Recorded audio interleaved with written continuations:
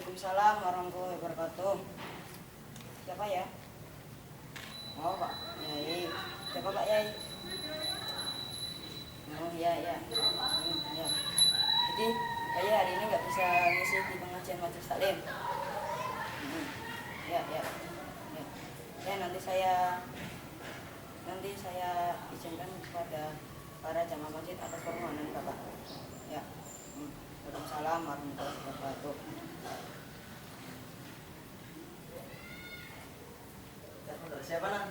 Ini dari Pak Yai, katanya hari ini beliau tidak bisa ngisi di pengajian. Nah, terus siapa yang mengisi pengajian di sini? Nah, itu yang aku juga bingung siapa ya.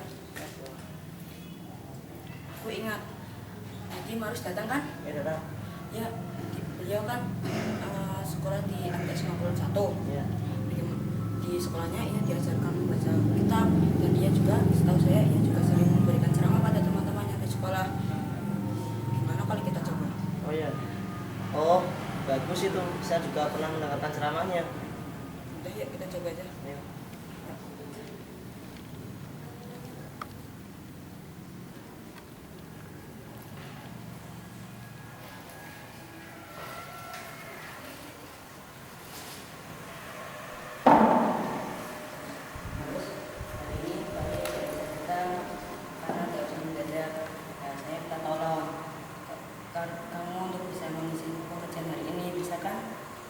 Jangan Pak, saya tidak bisa. Kan biasanya kamu juga sering ngisi ceramah pada teman-teman kamu di sekolah. Tapi kan beda, di sekolah itu sama teman-teman, sedangkan di sini para orang tua. Apa bedanya anak-anak dengan orang tua? Kan sama-sama manusia, sama-sama makan nasi. Udahlah, tolong ya. Beda, tapi saya akan coba sebisa saya. Udah, makasih.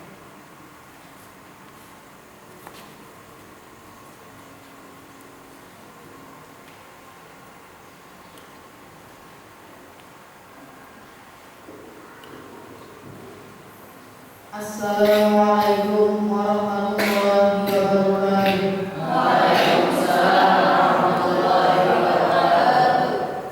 A'udzu billahi minasyaitonir rajim. Bismillahirrahmanirrahim. Alhamdulillahirabbil alamin wa bihi nasta'in wa ala umuri dunya waddin. Wassalatu wassalamu ala sayyidina Muhammadin wa ala alihi wa sahbihi ajma'in. Amma ba'du.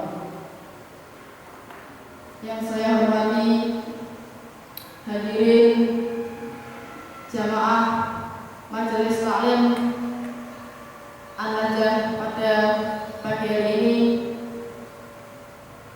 Pertama-tama marilah kita mengucapkan puja dan puji syukur kehadirat Allah SWT yang telah memberikan kita rahmat dan hidayahnya sehingga kita dapat berkumpul dalam acara pengajian majelis taklim An-Najah ini tanpa ada halangan apapun.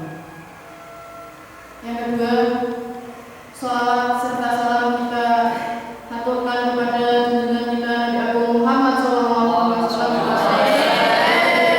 Semoga kita semua mendapatkan syafaatnya besok hari kiamat. Amin amin ya rabbal alamin. Para hadirin, sebelum kita memulai pengajian, terlebih dahulu kita membaca Asmaul Husna bersama-sama. Bismillahirrahmanirrahim.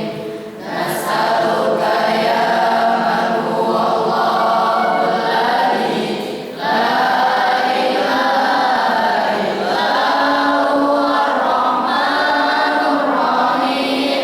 Al-Malikul Quddusus Salamul Mu'minul Muhaiminul Azizul Jabbar Al-Muhtar Kabirul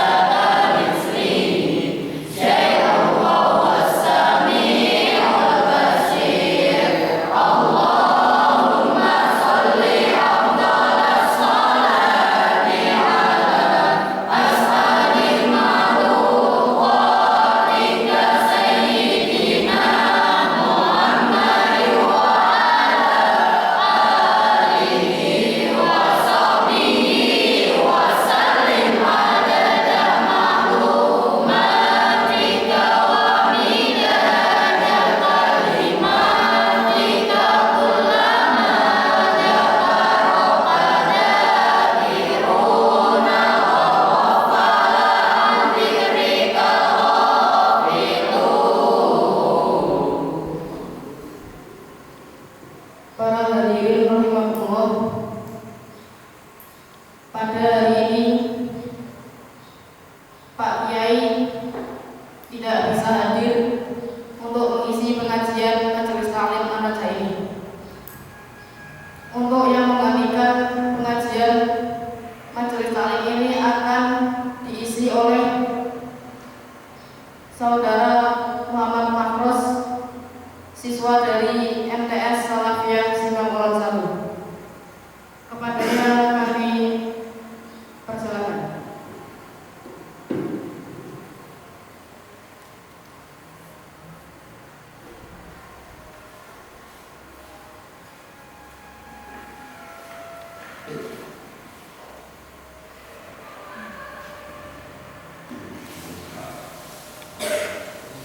Assalamualaikum warahmatullahi wabarakatuh.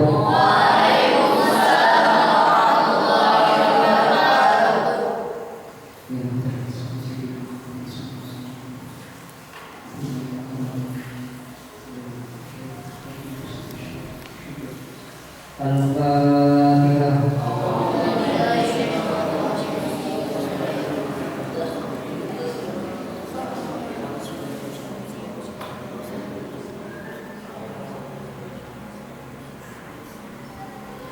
Alhamdulillahirabbil alamin wa bihi nasta'inu ala umuri dunya waddin wassalatu wassalamu ala asyrafil anbiya'i wal mursalin sayyidina wa maulana Muhammadin wa ala alihi wa sahbihi ajma'in.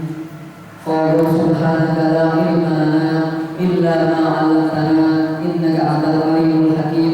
La haula wa la quwwata illa billahil aliyyil azim. Rabbi shrah li sadri wa yassir li amri wahlul 'uqdatam min lisani yafqahu qawli amma ba'd.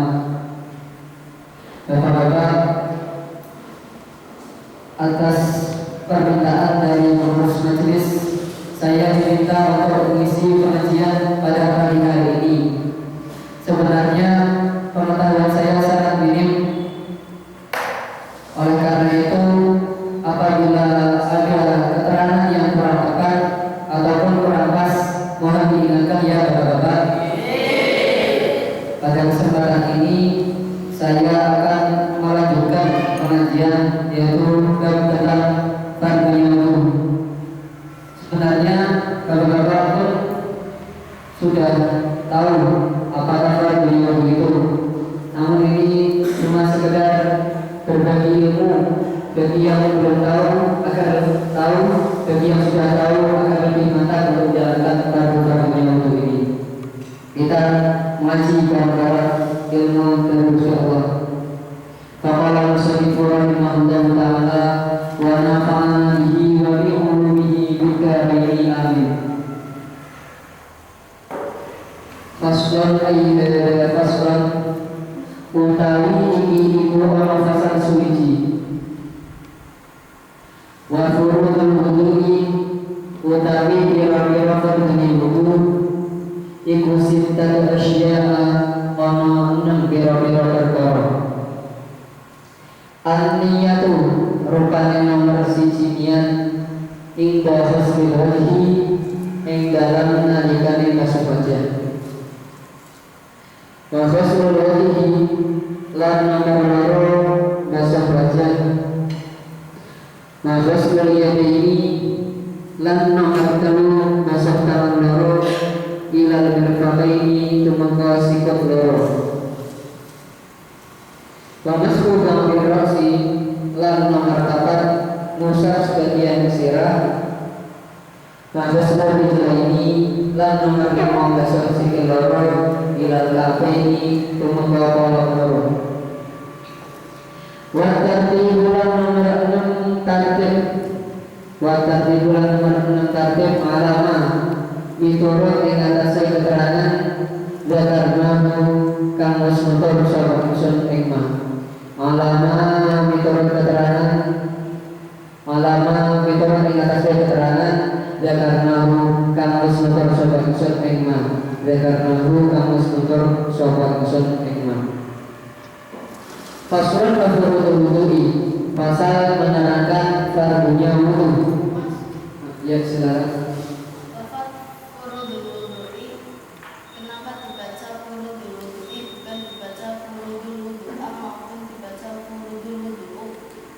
Ya, furudul wudu ini terdiri dari dua kata, yaitu yang pertama furud dan yang kedua al-wudu. Gabungan dua kata atau lebih disebut dengan idgham. Kata yang pertama disebut mudhaf, yaitu berupa lafaz furud yang syaratnya tanpa al, tanpa tanwin dan tanpa nun. Sedangkan al-wudu di sini berkedudukan sebagai mudhaf ilaih. Mudhaf ilaih hukumnya jar. Al-wudu dibaca jar menggunakan kasrah sakat isim mufrad. Sittat asya, fardunya wudu itu ada 6 perkara. Ya, silakan. Ada lafaz sittat asya'a. Lafaz asya'a itu kan menjadi mudhaf ilaih. Iya. Syaratnya mudhaf ilaih itu harus dibaca jar. Mengapa di sini dibaca fathah? Ya, sittat asya. Asya memang di sini berkedudukan sebagai mudhaf ilaih dan mudhaf ilaih itu hukumnya jar. Asya di sini walaupun dibaca fathah itu dalam tingkah jar karena asya termasuk isim muf'il munsharif. Isim muf'il munsharif itu isim yang tanpa tanwin, yaitu ketika tingkah rafa menggunakan dhammah dan ketika tingkah nasab dan jarnya menggunakan fathah. Seperti dasarnya dalam kitab Ibrani, "Mahfid bi kasri wa minal asma'urif fi rafihi bidwami haythu yang sharif", yang artinya kurang lebih, dan berilah harokat kasrah pada isim-isim yang rafa'nya menggunakan dhammah. Salah satunya yaitu isim yang sharif. Ya, saya lanjutkan. Fardunya wudu itu ada 6 perkara. Yang namanya fardunya wudu itu suatu perkara yang harus dilakukan pada saat wudu, dan apabila salah satu di antara fardunya wudu ditinggalkan maka wudunya tidak sah. Yang termasuk fardunya wudu di sini yaitu ada 6. Yang pertama an-niyatu inda ghusl wajhi, niat ketika membasuh wajah. Niat merupakan kunci segala ibadah. Segala ibadah tidak akan diterima apabila tidak disertai dengan niat, karena innamal a'malu binniyat. Segala suatu amal itu tergantung dengan niatnya. Lafal niat wudu seperti yang biasa kita lafalkan ketika wudu, nawaitu wudu'a li raf'il hadathil asghari fardhan lillahi ta'ala. Itu cuma sekedar lafal niat yang diucapkan melalui lisan. Sedangkan niat wudu harus diniatkan di dalam hati ketika bersamaan dengan membasuh wajah. Jadi ketika kita membasuh wajah, itu di hati kita niat untuk berwudu, menghilangkan hadas kecil serta fardu karena Allah Ta'ala. Kemudian fardunya wudu yang nomor 2, ghusl wajhi, membasuh wajah. Batasan membasuh wajah ketika berwudu yaitu mulai dari atas, dari awal mula tumbuhnya rambut sampai di bawah yaitu dagu, terus dari bagian telinga kanan sampai bagian telinga kiri. Jadi segala sesuatu yang nampak dari depan yaitu dari wajah harus terbasuh semua, jangan sampai ada yang menutupi.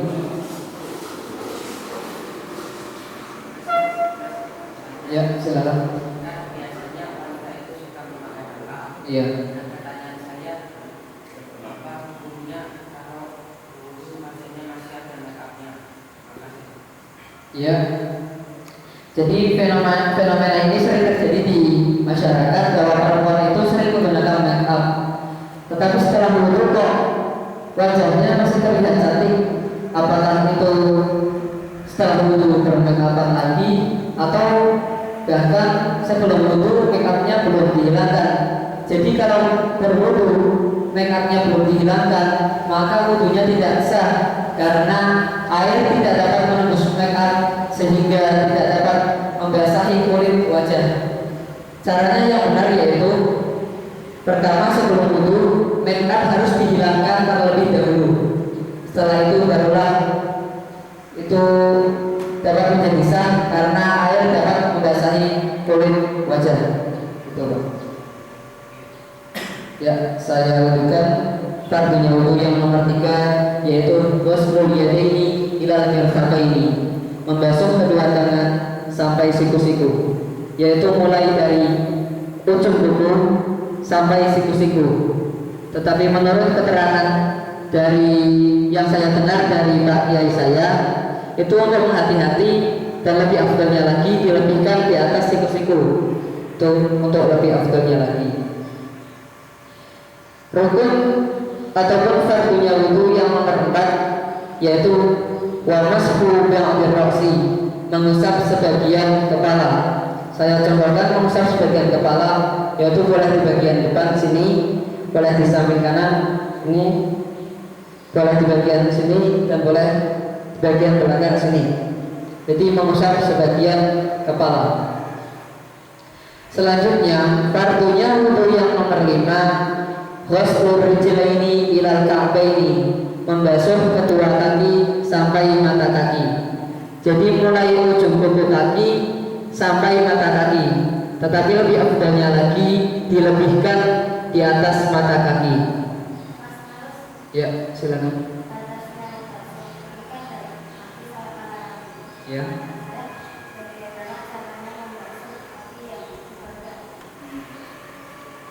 Ya, terima kasih pertanyaannya.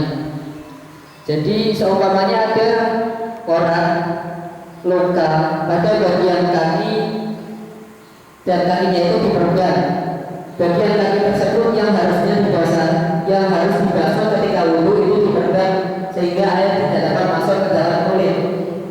Terus itu caranya apabila sebelum diperban orang tersebut dalam keadaan suci, caranya yaitu cukup membasuh di bagian perbannya, setelah itu bertayamum, ataupun sebaliknya bertayamum dahulu, setelah itu berwudu. Begitu pula kalau orang sebelum diperban itu dalam keadaan suci, sama seperti itu. Yang membedakan adalah ketika ia beribadah, contoh sholat. Orang yang sebelum diperban dalam keadaan suci sholat, maka sholatnya sah dan tidak perlu diqadha lagi setelah sembuh. Tetapi apabila sebelum diperban dalam keadaan tidak suci, maka sholatnya harus diqadha setelah sembuh. Mungkin itu Pak yang saya dapat sampaikan. Untuk lebih mantap dan lebih jelasnya lagi nanti dapat ditanyakan kepada Pak Kiai untuk pertemuan berikutnya.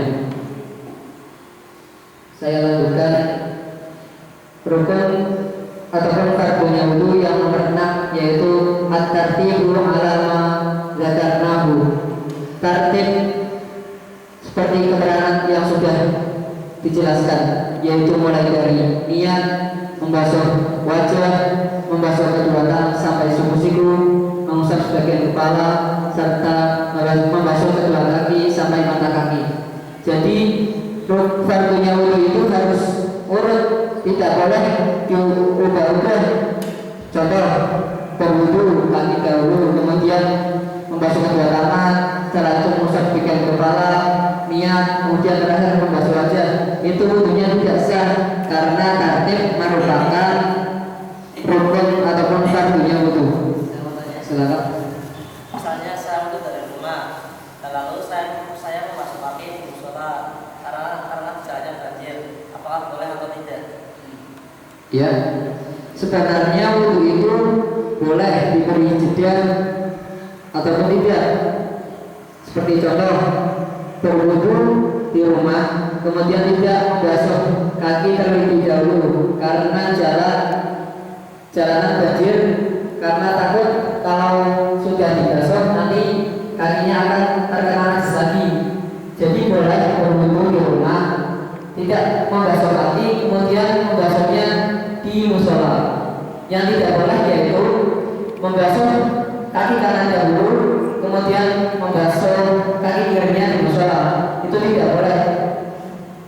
Yang harus dilakukan yaitu kalau di rumah dimasukkan keduanya, kalau di musola kedua kakinya langsung, tidak boleh satu-satu. Gitu Pak. Wassalamualaikum warahmatullahi wabarakatuh. Mungkin ini saja yang pasal fardunya wudu yang dapat saya sampaikan.